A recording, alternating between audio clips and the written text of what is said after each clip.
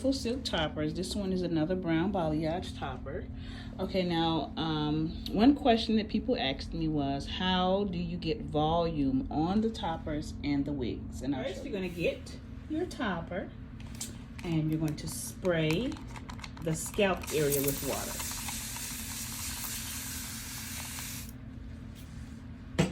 You sprayed your topper with water. You're going to get the topper and you're going to get your brush or your comb and you're going to comb all of the hair forward like so.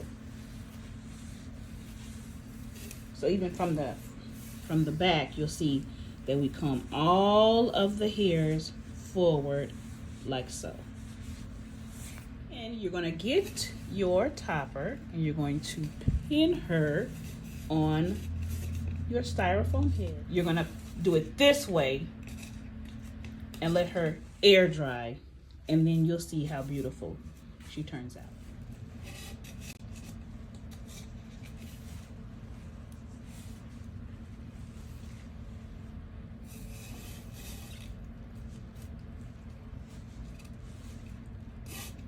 Now she's no longer flat in the front. She has volume, she has lift.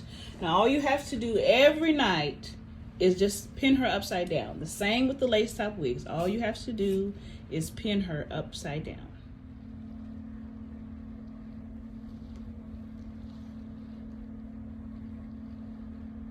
Now this is a lace top wig and we're going to do the same thing. Look at, first of all, can we just acknowledge the lace and how nice this looks?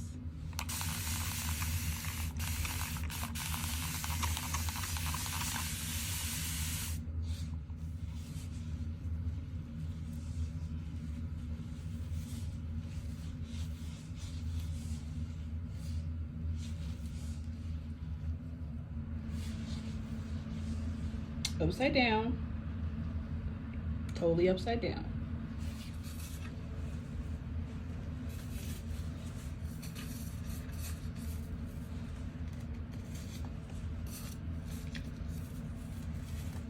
Upside down, I'm going to put the piece on her, bring the lace down, pull it in position. Now, even though she's a little messy, you see the volume. You see how much lift she has on the top. Alternatively, you can round brush volume, but no amount of round brushing will give you the volume you'll get from just pinning her upside down. That's the way hair is ventilated in lace in a certain direction, but it's made and meant to be multi-directional. So you can go in any direction, and that includes up. So you can have, and you can do the same thing with a silk top wig. A lot of people don't like the silk top because they feel like it looks flat and pancakey, but really all you really need is to hold that upside down as well. Now, of course, you see a little flyaways, but we can get rid of that with styling.